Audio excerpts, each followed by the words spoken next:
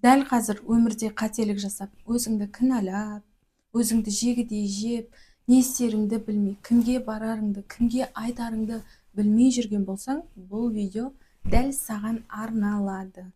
Сәлем, мен сенің онлайн құрбыңмын. Менің каналымда тек қана саған пайдалы подкасттар бар. Менің каналыма тіркеліп, лайк басып, комментарий қалдырып, мені қолдауды ұмытпа. Қиналып жүрсің бе? Жай ғана шүкір де. Шынында да біз шүкірсіздігіміз үшін осы өмірімізге, дәл осы қазіргі сәтімізге рахметімізді айтпай, біз ешқашанда алға жылжымаймыз да бір орында қатып қаламыз. Сенің басыңда дәл қазір не өтіп жатқанын білмеймін, бірақ егер де сен қазір қиналып өзіңді кінәлап жүрген болсаң, онда сен тап бір қателіктің үстіне қателік жасап жүрсің. Өзіңді кінәлау, ол қателік жасаудан да ең үлкен ауыр нәрсе. Сол үшін сен өзіңді кінәлама. Давайте, қыздар, менімен бірге шынайы болыңыздаршы. Маған инстаграмға көбінесе мынандай сұрақтар келеді. Мен орамалға келгім келіп жүр, иманым әлсіреп кетті. Орамалға келсем, мен ішкі тыныштығымды тауып, кайфпен, Аллаға жақын болып, керемет болып өмір сүріп, ары қарай бақытты болып кететін сияқтымын деген сияқты сұрақтар күні кешеге дейін келді. Мен сіздерге айтайын, қыздар, ешқашанда ондай эмоциямен шешім қабылдамаңыздар. Мен сіздерге орамалға келмеңіздер, орамал кимеңіздер деп айтып жатқан жоқпын. Просто ойлашы, сен орамалға келдің, осындай сезімдерден сен өзіңнің ішкі тыныштығыңды, ішкі қалауыңды дұрыстаймын, состояниемді керемет қылып бақытты болып кетемін, сонда менің жолым ашылып кетеді деп орамал тақтың делік, иә? Бірақ сен орамал таққаннан кейін белгілі бір уақытқа дейін сондай сезім болатын шығар, бірақ белгілі бір уақыттан кейін ол сезім сенде жоқ болып кетеді. Сол кезде не істейсің? Сол сұрақты өзіңе қойып көрші. Сол сұрақты өзіңе қойып көр. Ішіңнен сонда жауап табасың. Сол кезде, ойбай, менің жолым болмай кетті, анау, мынау деген сияқты орамалыңды шешіп тастайсың ба? Не істейсің? Сол сұраққа өзің іштей жауап бер, сол кезде шешімін табасың. Ішкі тыныштық, ішкі бақыт, состояние дейміз, иә? Бірақ қыздар, орамалмен сіздер ішкі тыныштықтарыңызды таппайсыздар. Мейлі, мен сіздерге орамалға келмеңіздер деп айтпаймын, бірақ орамалда жүру ол оңай емес. Ішкі тыныштықты сіз өзіңіздің ішіңізден ғана табасыз.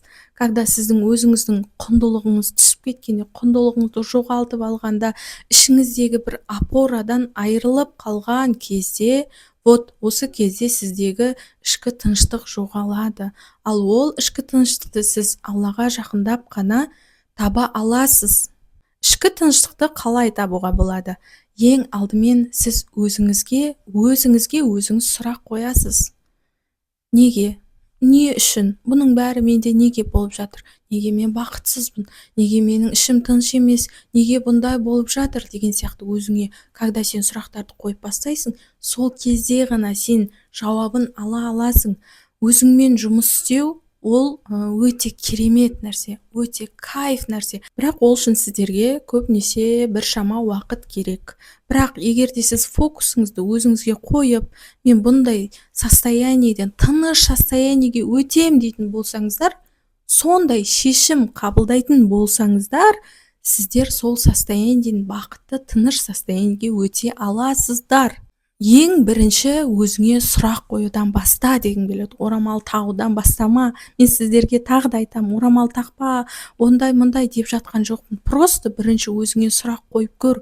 Орамал тағатын болсаң, ол орамалды шешпейтіндей етіп тақсаң, ол вообще кайф. Мен орамал шешіп тастағандарға ешқандай да әңгімемде, обсуждениемде жоқ. Просто өзіңізге сұрақ қойыңыз. Менде не болып жатыр? Неге менің ішім тыныш емес? Маған не болып жатыр? Деп бастаған кезде Алламен сырласыңыз, Алламен сөйлесіңіз.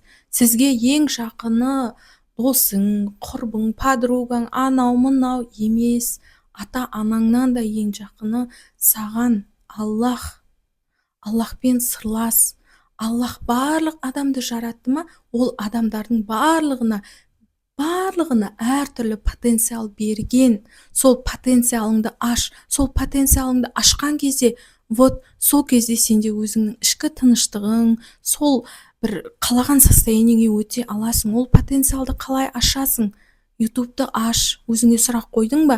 Мен өзгеремін, мен тыныштық қалыпқа кеткім келеді, мен бақытты болғым келеді, бұндай состояниеде жүре алмаймын деп өзің шешім қабылдадың ба? Онда сен ізден. Бірінші сұрақ қоясың, екінші шешім қабылдайсың, үшінші ізденесің. Қалай? Ізденгенде, көбіміз қателесеміз. Менің өзімде де болған, былай қателесеміз. Мен, значит, курс алуым керек. Ана психологтан, мынадан, анадан курс алсам, менде өзгеріс пайда болады деген сияқты. Ол ой менде де болған. Ол ой қате ой.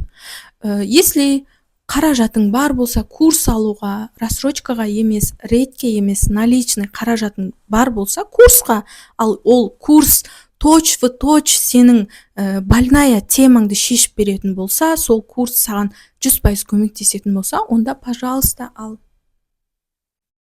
Егер ақшаң жоқ болып, кредитке, рассрочкаға курс сатып алсаң, сен оны оқымайсың да, оны до конца сен тыңдамайсың да, до конца апармайсың да. Сол үшін сен бірінші ізден. Если сен қаладың ба, сен өзіңнің ішкі тыныштығыңды, ішкі бақытыңды қаладың ба, онда ютубта сен іздеген, сен қалаған, сен армандаған курстардың барлығы тегін айтылып тұр. Ютубта ізде, аш, состояниемді өзгерткім келеді деп жаз поискқа. Сол кезде бәрін шығарып береді. Бізде, Құдайға шүкір, ютубта қазақша контенттер өте күшті дамып келе жатыр қазір. Бұрын жоқтығын қазір дамып келе жатыр.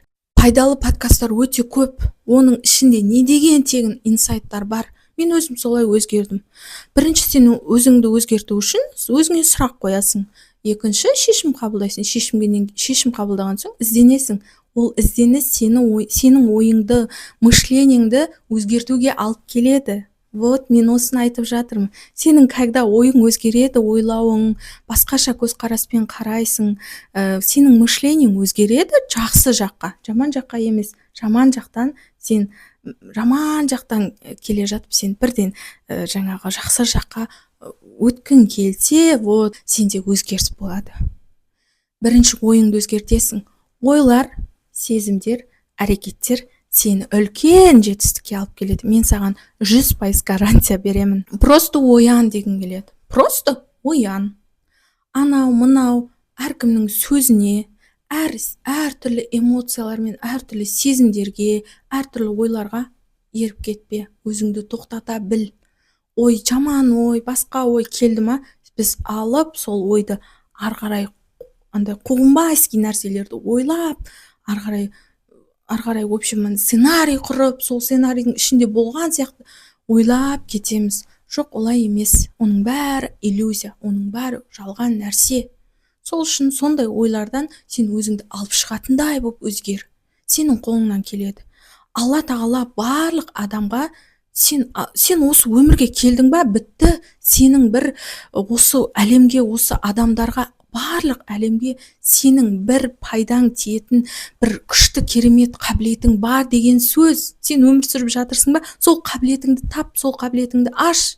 Сол кезде сен бақытты боласың. Сол кезде сен ішкі тыныштығыңды табасың.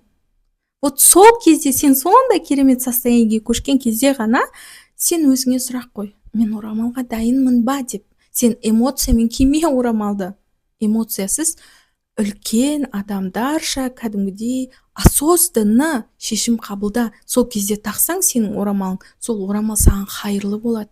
Ал если эмоциямен, белгілі бір сезімдермен сен орамалға келсең, ол оның аяғы сенің орамалды шешіп тастауыңа алып баруы мүмкін. Мен соны айтып жатырмын. Менің бүгінгі ақпараттарым пайдалы болды деп ойлаймын. Айтып отыра бергім келіп тұр сіздерге. Күшті әңгімелер, күшті өзімнің өмірдегі тәжірибелерім мен опыттарым мен өзімнің ойларымды сіздерге айта бергім келіп тұр. Тоқтаусыз негізі. Бірақ уақыт деген бар. Келесі видеода тағы да жалғастыратын боламын. Менің бүгінгі видеом ұнаса, маған комментарий қалдырып, лайк басып, маған подписаться етіп, мені қолдап кет. Барлықтарыңыздың, әрқайсыларыңыздың қолдауларыңыз мен үшін өте маңызды. Сол үшін мені қолдап кетіңіздер. Жаным, сен барлық жақсылыққа лайықтысың. Бірақ басқа жақтан іздемеші өзіңнің бақытыңды, өзіңнің тыныштығыңды сырттан іздемеші, сен өзіңнен іздеші. Сол кезде сен вообще кайф өмір сүресің. Мен саған 100% гарантия беремін.